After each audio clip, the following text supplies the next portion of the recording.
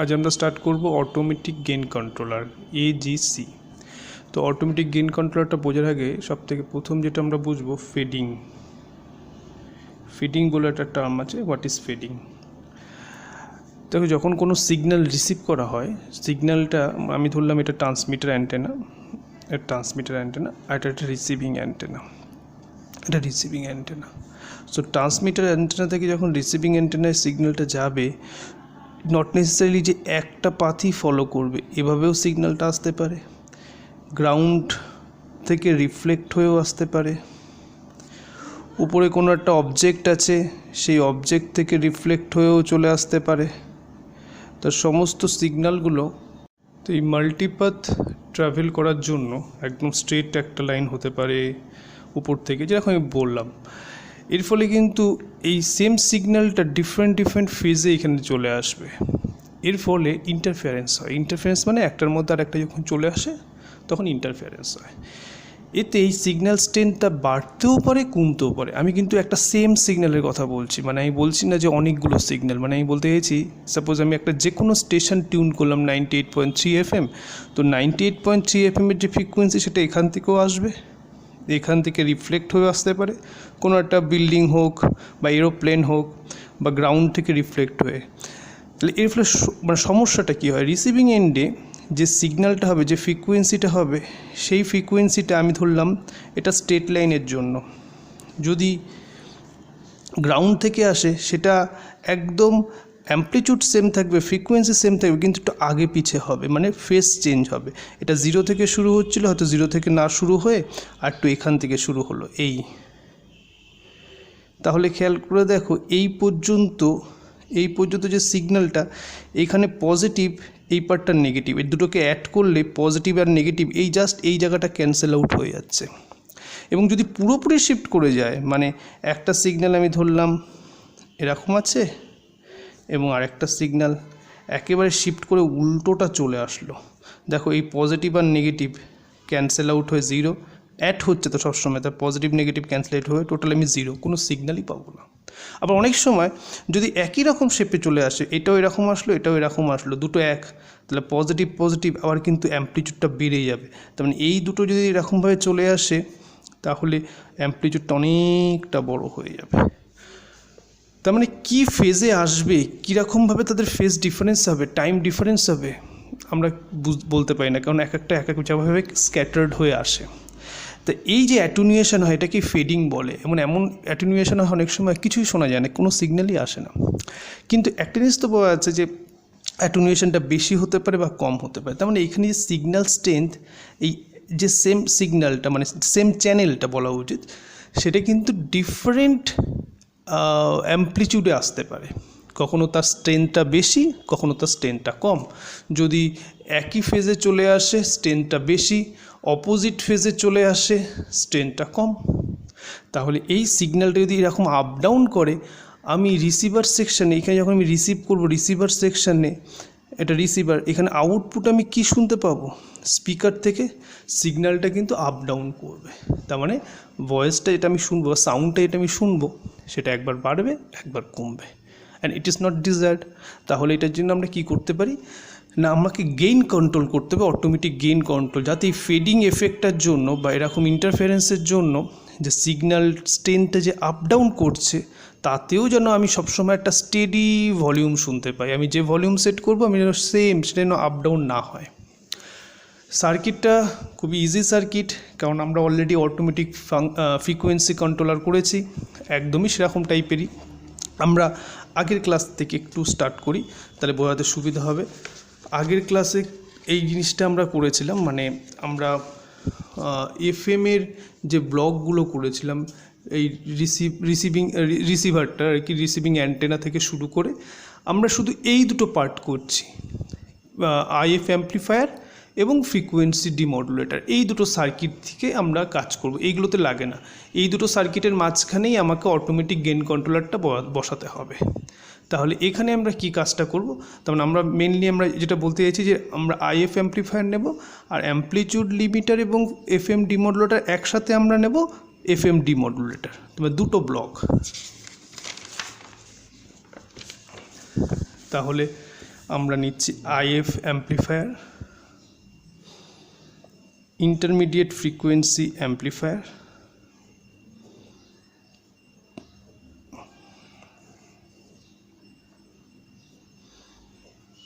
সেখান থেকে frequency ডিমডুলেটর। Frequency ডিমডুলেটরটা আমরা সার্কিটও ধরে নিতে পারি, তার মানে এখান থেকে আমরা এরকমভাবে ধরতে পারি যে আইএফ অ্যাম্প্লিফায়ার থেকে একটা স্লোপ ডিটেক্টরই ধরে নিই, ফ্রিকোয়েন্সি ডিমডুলেটর একটা সার্কিটই ধরে নিলাম। স্লোপ ডিটেক্টরের যে সার্কিটটা তোমরা দরকার বলে একটু দেখে নেবে, দেখতে ঠিক এরকম, এখানে ডিটেকশন হচ্ছে, তারপরে এখানে একটা envelope detector.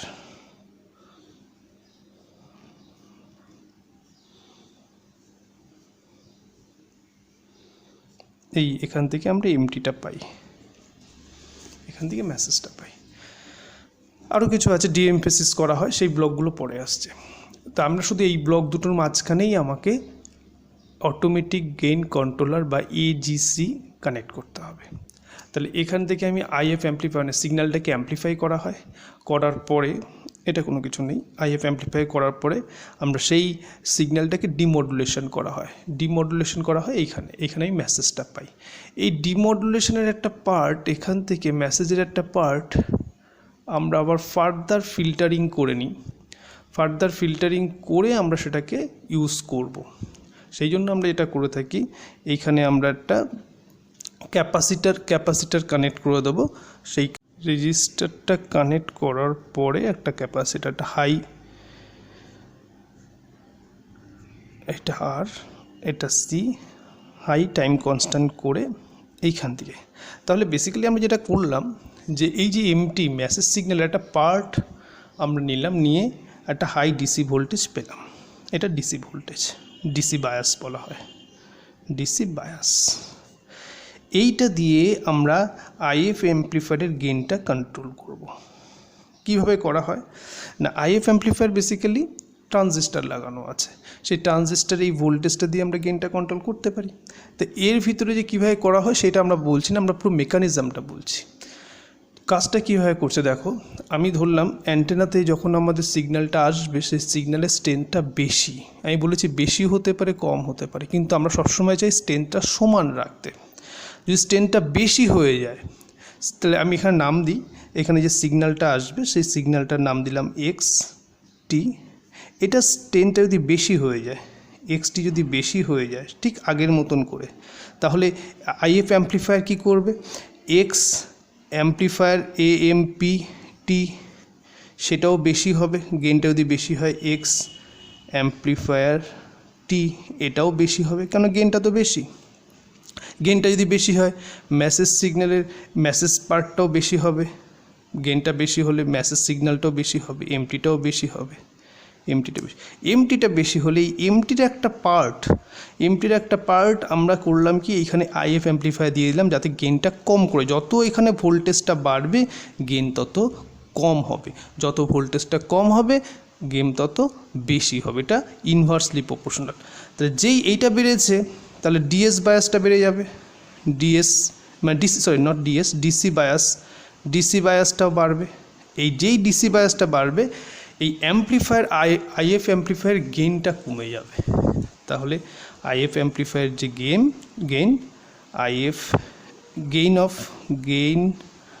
Of if amplifier সেটা কী হবে, সেটা কমে যাবে। এটা যদি কমে গিয়ে থাকে, আইএফ অ্যাম্প্লিফায়ার গেইনটা যদি কমে গিয়ে থাকে, তাহলে এইবার আলটিমেটলি এক্সটি বাড়লেও এই এক্স অ্যাম্প্লিফায়ার যে ভার্সান সেটা কম হয়ে যাবে। তার মানে এ কী করবে, এইটাকে কমানোর চেষ্টা করবে, এক্স অ্যাম্প্লিফায়ারটাকে কমানোর চেষ্টা করবে, এবং এটা যদি কমায় তখন আবার কিন্তু ঘুরে এমটিটা কমে যাবে। তখন এমটিটা যেরকম বাড়ছিল এমটিটা এবার আবার রিভার্স অপশনে কী হবে, মানে একদম ফিডব্যাকে কী হবে, এমটিটা কিন্তু কমে যাবে। তার মানে এমটিটা যা এক্সটি বাড়ার জন্য যে এমটি বেড়েছিল, এক্সটি এখন বাড়ানোই আছে কিন্তু এমটিটা কিন্তু কমে গেছে। কেন না, এইটা যেহেতু কমে যাবে তাহলে অবভিয়াসলি এমটিটাও কমবে। তাহলে আমরা যদি এটাকে এরকমভাবেও দিতে পারতাম, এটাকে এরকমভাবে না দিয়ে আমরা এরকমভাবে দিচ্ছি যে এটার এফেক্ট এক্সএমপি কমবে, তার এফেক্ট মেসেজ সিগন্যালটা কমবে। এই মেসেজ সিগন্যালটা যা বেড়েছিল মেসেজ সিগন্যালটা কমে গেল, হয়ে গেল। আচ্ছা, এবার উল্টোটা মানে আমরা ধরে নিলাম যে এক্সটিটা কমে গেল, তাহলে দেখো ঠিক একই রকমভাবে এক্স অ্যাম্প্লিফাইড ভার্সানটাও নিশ্চয়ই কমে যাবে। যদি কমে গিয়ে থাকে মেসেজ সিগন্যালটাও কমবে একদম পরপর, এটা কমলে এটা কমবে, এটা কমলে এটা কমবে, এটা কমলে ডিসি বায়াস কমবে, এটা একেবারে পরপর যা আছে তাই। ডিসি বায়াসটা কমবে। ডিসি বায়াস যদি কমে গিয়ে থাকে তাহলে এই গেনটা কিন্তু বললাম এইটা বাড়লে গেন কমবে, এটা কমলে গেন বাড়বে, তাহলে গেইন অফ আইএফ অ্যাম্প্লিফায়ার এটা কিন্তু কমবে, সরি ভুল বললাম, এটা কমেছে মানে এটা বাড়লে কি হয়, গেনটা যদি বেড়ে যায় তাহলে অল্প সিগন্যালও বেশি অ্যাম্প্লিফাই করবে, তার মানে এক্স অ্যাম্প্লিফাইটা বেড়ে যাবে। এটা যেই বেড়ে যাবে এমটি বেড়ে যাবে, তার মানে এমটি যেটা কমে গেছিলো এটার জন্য এখন এই গেনটা কমিয়ে দেওয়ার জন্য গেনটা বাড়ানোর জন্য এমটিটা আবার বেড়ে যাবে। তো এইটা হচ্ছে অটোমেটিক গেইন কন্ট্রোলার। এই সার্কিটটা খুব ইজি সার্কিট, কিছুই না, শুধুমাত্র এটা তো তোমরা জানোই যে আইএফ অ্যাম্প্লিফায়ারের পরে একটা ডিমডুলেটর সার্কিট থাকে, সেখান থেকে জাস্ট ডিসি ভোল্টেজটাকে বের করলো একটা ফিল্টার দিয়ে, আরসি ফিল্টারের টাইম কনস্ট্যান্টটাকে খুব হাই করা হয় যাতে ডিসি পার্টটাই যাবে, এসি পার্ট না যায় যেন, এবং এটা দিয়ে যত বেশি ভোল্টেজ হবে অ্যাম্প্লিফায়ার গেনটা তত কম হবে, এইভাবে কন্ট্রোল করা হয়। ইজিসির একটা লাস্ট জিনিস আমি বলে দিই, সেটা হলো যে আমরা তো অটোমেটিক গেইন কন্ট্রোলার যে ইউজ করা হয়েছে, এটা তো আমাদের বেসিক কাজটা কী ছিল, যে ইনপুটের সিগন্যালটা আপ ডাউন করলেও অ্যান্টেনার থ্রু দিয়ে যে সিগন্যালটা পাবো সেটাই তো এখানে আসবে। এই সিগন্যালটা আপ ডাউন করলেও মেসেজ সিগন্যালটা যেন কনস্ট্যান্ট থাকে, মানে ভলিউমটা না বাড়ে কমে। মেসেজ সিগন্যাল আমি অ্যাম্প্লিফাই করে ভলিউম বাড়াতে হবে সেটা আলাদা, কিন্তু এখানে যে ভলিউম সেট করব সেই ভলিউমটাই যেন একদম কনস্ট্যান্ট থাকে, তার মানে এইটা আপ ডাউন করতে পারে এক্সটি, কিন্তু এইটা করলেও এটা যেন ঠিক থাকে। এখানে খেয়াল করে দেখো, এই যখন বাড়লো, এই কিন্তু এক্সটি যখন বেড়ে গেছে তখন কিন্তু এমটি বাড়লেও ঘুরে এসে আবার এমটি কমে গেল, মানে যেটুকু বেড়েছে ঠিক সেটুকু কমেছে, তার মানে এক্সটি বেড়েছে কিন্তু এমটি একই আছে। এটা বাড়লেও আলটিমেটলি ফিডব্যাক এফেক্ট এসে এটাকে একটু কমিয়ে দিয়ে আগের জায়গায় নিয়ে আসবে। এবং উল্টোটা, এক্সটি যদি কমে যায়, ভ্যারি করছে, আমি বললাম ফেডিং মানে একবার মানে কনস্ট্রাকটিভ বা ডিস্ট্রাকটিভ হতে পারে, কনস্ট্রাকটিভ হলে বাড়বে মানে সিগন্যালটা বাড়তে পারে কমতে পারে, বাড়ার এফেক্ট আমরা দেখলাম মেসেজ সিগন্যালটা কনস্ট্যান্ট, মানে বাড়লেও আলটিমেটলি ঘুরে এসে কমে গেল। আবার এইটা যদি কমে গিয়ে থাকে তাহলেও খেয়াল করে দেখো, মেসেজ সিগন্যালটা কমলেও কিন্তু ফিডব্যাক এফেক্ট এসে সেই জায়গাটা কি আবার বাড়িয়ে দেবে, তার মানে মেসেজ সিগন্যালটা যতটা কমেছে ঠিক ততটা বাড়বে, যতটা কমলো ততটা বাড়লো, কিন্তু এ কিন্তু কমেই আছে, অর্থাৎ এ বাড়ুক বা কমুক এর ফলে কিন্তু মেসেজ সিগন্যাল কনস্ট্যান্ট থাকছে। এই দুটো থেকে বোঝা যাচ্ছে যে মেসেজ সিগন্যালটা কনস্ট্যান্ট, এই দুটো থেকেও বোঝা যাচ্ছে মেসেজ সিগন্যালটা কনস্ট্যান্ট। করলো একটা ফিল্টার দিয়ে, আরসি ফিল্টারের টাইম কনস্ট্যান্টটাকে খুব হাই করা হয় যাতে ডিসি পার্টটাই যাবে, এসি পার্ট না যায় যেন, এবং এটা দিয়ে যত বেশি ভোল্টেজ হবে অ্যাম্প্লিফায়ার গেনটা তত কম হবে, এইভাবে কন্ট্রোল করা হয়।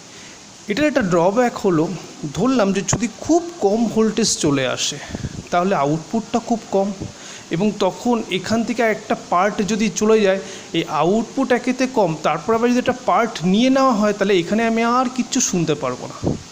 তাহলে যদি খুব স্মল সিগন্যাল আসে তাহলে যাতে এই আউটপুট থেকে কোনো পার্ট না নেওয়া হয় না, কারণটা কি, এত স্মল সিগন্যালে আউটপুটে যদি একটা পার্ট নিয়ে নেওয়া হয় তাহলে আউটপুটটা এত কমে যাবে আমরা আর সিগন্যালটা শুনতে পারবো না।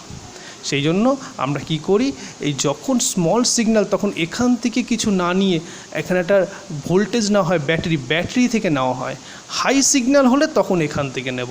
এই চেঞ্জটাকেই বলা হয়, আমরা যে অটোমেটিক গেইন কন্ট্রোলার করেছি তো ডিলে অটোমেটিক গেইন কন্ট্রোলার, মানে ডিলে সার্কিট লাগানো হয়, এটার নাম যেমন অটোমেটিক গেইন কন্ট্রোলার আর ডিলে অটোমেটিক গেইন কন্ট্রোলার, সেটা আমরা নেক্সট এখানে করছি।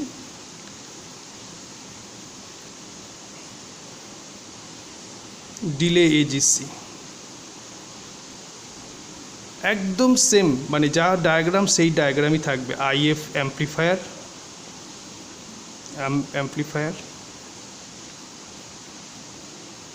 আইএফ অ্যাম্প্লিফায়ারের পরে কি থাকবে, আইএফ অ্যাম্পলিফায়ারের পরে আমরা যেরকমভাবে ট্যাঙ্ক সার্কিটটাকে ড্র করেছিলাম ডিমডুলেটর সার্কিট সোজা কথা আমরা একটা স্লোপ ডিটেক্টর দিয়ে দেখাচ্ছি। আপাতত যে কোনো একটা ডিমডুলেটর সার্কিট ধরলেই কাজ করবে।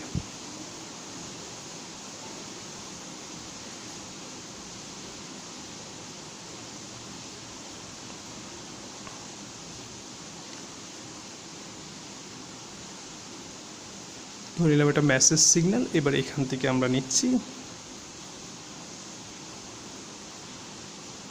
যেরকমভাবে RC একদম তাই, শুধু আমরা বলতে চাইছি যে যখন সিগন্যালটা খুব স্মল তখন একটা ব্যাটারির থ্রু দিয়ে এটাকে কানেক্ট করবো। তা ব্যাটারির থ্রু দিয়ে বলতে একটা ডায়োড নিয়ে একটা ব্যাটারির থ্রু দিয়ে, ব্যাটারিটা পজিটিভ নেগেটিভ। ঠিক একই রকমভাবে এখানে যে ইনপুট সেটাকে আমি নাম দিলাম XT, আর এখানেও ঠিক নাম দিলাম X অ্যাম্পলিফাইড ভার্সন। তাহলে এটা কীভাবে কাজ করে না, যখন স্মল সিগন্যাল তখন এই ব্যাটারিটা থেকে ভোল্টেজটা যাবে, এখান থেকে ভোল্টেজটার এদিক থেকে এদিকে আসবে, কিন্তু এখান থেকে এদিকে, কারণ হাই ভোল্টেজটা এখান থেকে এদিকেই যাবে। তো স্মল সিগন্যালের জন্য এটাকে পাস করাবে না, স্মল সিগন্যালের জন্য এদিক থেকে যাবে। যেই সিগন্যালটা খুব হাই হবে তখন এর কাছ থেকে আর নেবে, তখন এর কাছ থেকে যাবে, এদিক থেকে যাবে। তবে দুটো রাস্তা, একটা এটা একটা এটা। স্মল সিগন্যালের জন্য এটা বন্ধ, এখান থেকে যাবে। তাহলে স্মল সিগন্যালটা যদি তার একটা পার্ট আমরা নিতে পারছি না, পুরো স্মল সিগন্যালটাই এখানে চলে আসছে, আমি ঠিকঠাক শুনতে পাচ্ছি। আর যখন সিগন্যালটা একটু হাই হবে তখন এই ব্যাটারিটার কোনো কানেকশান থাকছে না, তখন এজিসিটা কাজ করবে, যেরকমভাবে এজিসিটা আগেরবার আমরা দেখিয়েছি। কিন্তু স্মল সিগন্যালের সময় এই ব্যাটারিটা কাজ করবে, এটাই তফাৎ, আর কিচ্ছু না। তো এটাকেই বলা হয় ডিলে এজিসি। তার মানে আর একটাবার বলছি, ডিলে এজিসির মেন ব্যাপারটা হলো যদি স্মল সিগন্যাল আসে তাহলে এই ব্যাটারিটা ডায়োডের থ্রু দিয়ে কানেক্ট হয়ে ওই কারেন্ট ফ্লো করে অ্যাম্পলিফায়ারটাকে টিউন করবে। আর যদি স্মল সিগন্যাল না হয় তখন যেভাবে এজিসি কাজ করে, কারণ হাই সিগন্যাল আসলে তখন এদিক থেকে এটা যাবে না, এখানে বেশি ভোল্টেজ, তাহলে এদিক থেকে ফ্লো করতে হবে। ডায়োডের নিয়মটা কি, এখানে কম ভোল্টেজ হবে, এখানে বেশি ভোল্টেজ, তবেই হবে। আর এখানে যদি বেশি ভোল্টেজ চলে আসে আর এখানেও তো ভোল্টেজ আসে, তাহলে ও ফ্লো করবে না। তাহলে এখানে বেশি ভোল্টেজ আসলে এদিক থেকে আর ফ্লোটা করবে না, তাহলে ডায়োডটা তখন একদম সার্কিটটা তখন যেন মনে হবে এটা নেই, কেন তখন এদিক থেকে ফ্লো করছে। এটা যদি না থাকে দেখতে কীরকম মনে হচ্ছে, পুরো মনে হচ্ছে অটোমেটিক গেইন কন্ট্রোল। তাহলে অটোমেটিক গেইন কন্ট্রোলার বেশি ভোল্টেজ হলে কাজ করবে, কম ভোল্টেজ হলে এইটার কাজ করবে, তখন শুধুমাত্র এখান থেকে সিগন্যালটা যাবে। তাই এটার নাম হচ্ছে ডিলে এজিসি। কেন ডিলে এজিসি মানে যখন বেশি ভোল্টেজ তখন, কম ভোল্টেজ হলে কাজ করবে না, তাই ডিলে। এটা হয়ে গেল। আচ্ছা, এরপরে আমরা FM রিসিভার হোক বা সমস্ত রিসিভারের ক্ষেত্রে AM FM কিছু প্যারামিটার আছে, কিছু ফিচার্স আছে। সেই ফিচার্সগুলো আমি অলরেডি লিখে নিয়েছি, সুবিধা হবে বোঝানোর জন্য। তো সেই ফিচার্সগুলো আমরা আলোচনা করব। ফার্স্ট, ফিডেলিটি মানেটা কি না, আগে বলে নিই ব্যাপারটা, তারপরে ডেফিনেশনে যাচ্ছি। ফিডেলিটি মানে হচ্ছে যে আমরা ইনপুটে, আমি এখানে ড্রয়িং করে করে বলছি, আমরা ইনপুটে ট্রান্সমিটার সেকশনের কথা বলছি। ট্রান্সমিটার সেকশনের ইনপুটে আমরা মেসেজ সিগন্যাল দিচ্ছি, ট্রান্সমিটার TX, সেখান থেকে আমি ট্রান্সমিট করছি। এবং রিসিভার সেকশনেও সেই ডিমডুলেটর করে রিসিভার সেকশন আমি মেসেজ সিগন্যালটা পাই। এটাই হচ্ছে মেন কমিউনিকেশনের আসল আমাদের উদ্দেশ্যটা ছিল। তো এই MT আর এই MT যদি এক্স্যাক্ট হয়ে যায়, একদম সেম হয়ে যায়, দুটো যদি সেম রেপ্লিকা হয়ে যায়, এর আউটপুটে যদি এই ইনপুটের রেপ্লিকা হয়ে যায়, মানে সেম হয়ে যায়, তাহলে বলবো যে fidelity is very high. Fidelity মানে হচ্ছে কতটা বিশ্বাস করা যায়, ফেথফুল রিসেপশন কতটা হয়েছে। সো এই MT এবং এই MT, যেটা ট্রান্সমিট মেসেজ সিগন্যাল এবং রিসিভ মেসেজ সিগন্যাল যদি সেম হয়, ফিডেলিটি ইজ ভেরি হাই। যদি সেম না হয়, যদি ডিফার করে যায়, চেঞ্জ হয়, তাহলে ফিডেলিটি ইজ লো। এইটাই হচ্ছে তার প্যারামিটার। এবার দেখো ডেফিনেশনটা, fidelity of receiver is its ability to reproduce the exact replica of the transmitted signal. এই ট্রান্সমিটেড সিগন্যালের এক্স্যাক্ট রেপ্লিকাটা তৈরি করবে MT at the receiver output. যদি এটা করতে পারে তখন বলবো যে হ্যাঁ ফিডেলিটিটা খুব হাই। এটাই। আচ্ছা, সেন্সিটিভিটি খুব ইম্পর্টেন্ট। সেন্সিটিভিটিটা আগে বুঝে নাও, তারপরে ডেফিনেশন। সেন্সিটিভিটির কাজটা কি, আমরা রিসিভার অ্যান্টেনাতে যখন আমি রিসিভ করি কোনো একটা সিগন্যাল, তখন রিসিভার যে সার্কিটটা আছে সেই রিসিভার সার্কিটটা এই সিগন্যালটাকে রিসিভ করে আমাকে এমটি সিগন্যাল জেনারেট করে। কিন্তু এর একটা লিমিটেশন আছে, মানে অ্যান্টেনার থ্রু দিয়ে তো আমি হাই ভোল্টেজ রিসিভ করতে পারি না, একটা স্মল ভোল্টেজ রিসিভ করি। কতটা স্মল ভোল্টেজ আসলে তবুও কাজ করবে সেটা ডিপেন্ড করছে এই সার্কিটের সেন্সিটিভিটি। কোনো সার্কিট অ্যান্টেনাতে যদি 20 মাইক্রোভোল্ট চলে আসে এখানে, তবেই ও ঠিকঠাক রিসিভ করতে পারে, তার থেকে কম আসলে হবে না। আবার কিছু সার্কিট আছে 12 মাইক্রোভোল্ট আসলেই এখানে সিগন্যাল চলে আসে, 12 মাইক্রোভোল্ট যদি তার ভোল্টেজ হয়, সেই ভোল্টেজ আসলেই ও ঠিকঠাক মেসেজ সিগন্যাল এক্সট্র্যাক্ট করতে পারে। তাহলে বলবো এইটা হাই সেন্সিটিভিটি। হাই সেন্সিটিভিটি মানে খুব অল্প সিগন্যালেও ও আউটপুট জেনারেট করতে পারছে। আর এটা পোর সেন্সিটিভিটি, মানে বেশি ভোল্টেজ লাগবে তবে গিয়ে ও আউটপুট জেনারেট করতে পারে। তো সেন্সিটিভিটির ডেফিনেশনটা হচ্ছে তাই, sensitivity of a receiver is its ability to identify and amplify weak signal. এই যে weak signal at the receiver input, কতটা উইক সিগন্যাল সে আইডেন্টিফাই করবে এবং অ্যাম্প্লিফাই করতে পারবে, এইটাই হচ্ছে sensitivity. It is often defined in terms of voltage. Voltage দিয়ে ডিফাইন করা হয়, যে কারোর সেন্সিটিভিটি 12 মাইক্রোভোল্ট, মানে সে 12 মাইক্রোভোল্টের উপরে কোনো সিগন্যাল বা 12 মাইক্রোভোল্টের সিগন্যাল ও ইয়ে করতে পারে, যেটাকে বলা হয় এক্সট্র্যাক্ট করে মেসেজ সিগন্যাল বের করতে পারে, তার ঠিক নিচে হলে পারবে না। ঠিক আছে, আচ্ছা। ইট is often defined in terms of voltage and must be applied to the input terminals of the receiver to produce a standard output power which is measured at the output terminal. বোঝা যাচ্ছে যে কীভাবে এটাকে measure করা হয়। এখানে একটা small signal দেওয়া হয়, দিয়ে দেখতে হয় যে আউটপুট পাওয়ারটা কি পাওয়া যাচ্ছে। তো কোন স্মল সিগন্যালের জন্য আউটপুট পাওয়ারটা পাওয়া যাবে, সেই স্মল সিগন্যালটা, সেই স্মল ভোল্টেজটাই হলো তার সেন্সিটিভিটি। ক্লিয়ার? আচ্ছা, লাস্ট আসছে সিলেক্টিভিটি। সিলেক্টিভিটি কি? রিসিভার, সবকটাই কিন্তু আমি রিসিভারটাই দেখছি, কারণ রিসিভারের এগুলো প্যারামিটার ফিচার্স। রিসিভার সাইডে আমরা জানি যে আমরা যখন মেসেজ সিগন্যাল জেনারেট করি তখন একটা ধরনের সিগন্যাল এখানে আসছে না, অনেক সিগন্যাল আসছে। মানে আমি বলতে চাইছি অনেক চ্যানেল আসছে, আমি কিন্তু মাল্টিপাথ বলছি না, আমি বলছি অনেকগুলো চ্যানেল আসছে। 98.3 FM, 100.1, 91, বিভিন্ন চ্যানেল আসছে। এই চ্যানেলের মাঝখান থেকে আমি যে ডিজায়ার চ্যানেল মনে করো এটাকে দিয়ে যদি আমি এমটিটা তৈরি করতে পারি, সেটাই হচ্ছে সিলেক্টিভিটি। তার মানে সিলেক্টিভিটি, আমি ডিজায়ার চ্যানেলটাকে, যে চ্যানেলটাকে টিউন করব সেটাকেই যদি শুনতে পাই, এবং এই পাশাপাশি চ্যানেলগুলো যদি ওর মধ্যে কোনো ইন্টারফারেন্স না তৈরি করে, ওর মধ্যে কোনো নয়েজ তৈরি না করে, তাহলেই সেটাকে বলবো হাই সিলেক্টিভিটি রিসিভার। তাহলে the selectivity of a receiver is defined as its ability to accept or select the desired band, যেই চ্যানেল, সেই desired band or channel of frequency, and reject all other unwanted frequencies which can be interfering signals, যেগুলো all others unwanted signal, মানে যে ব্যান্ডটা তার পাশাপাশি অনেকগুলো band আছে সেইগুলোকে ছেড়ে শুধুমাত্র এক্স্যাক্ট ডিজায়ার্ড ব্যান্ডটাকেই আমরা যদি নিতে পারি। সেই এই আনওয়ান্টেড ফ্রিকোয়েন্সিগুলো কোনটা, সেটাই বলছে পরের লাইনে। অ্যাডজাসেন্ট চ্যানেল, পাশাপাশি যে চ্যানেলগুলো আছে সেইগুলো, adjacent channel rejection of the receiver can be obtained from the selectivity parameter. এটাই হচ্ছে সিলেক্টিভিটি। তো সিলেক্টিভিটির মানেটা হচ্ছে যে ডিজায়ার চ্যানেলটাকে টিউন করতে চাইছি সেটাই আমরা শুনতে পারবো, এবং তার পাশাপাশি চ্যানেলগুলো যাতে রিজেক্ট করে, এটাই সিলেক্টিভিটি। আর লাস্ট ফেডিং জিনিসটা আমি বলেছিলাম যে মাল্টিপাথ থেকে এসে সিগন্যালটার ইন্টারফারেন্সকে ফেডিং বলে, তার ডেফিনেশনটা এখানে বলা হলো।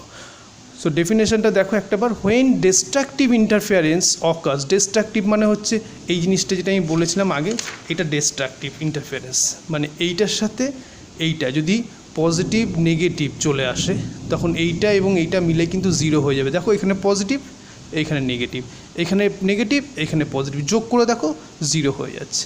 তো এইটাই বলছে যদি destructive when destructive interference occurs, the signal power can be significantly attenuated, signal powerটা খুব কমে যায়, and this phenomenon is called fading, এটাকেই ফেডিং বলা হয়। আর এর কারণটা কি, অনেক ধরনের ফেডিংয়ের কারণ হয়, তার মধ্যে একটা আমি যেটা বললাম, one of the reason is multipath reception, অনেকগুলো পার্ট থেকে যদি ও রিসিভ করে সেটাকেই বলা হয়, মানে সেটাও একটা কারণ ফেডিংয়ের।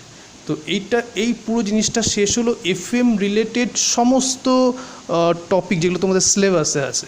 তার মানে আজকের ক্লাসটা মানে হচ্ছে এফএম এর সমস্ত কিছু আমরা কমপ্লিট করলাম।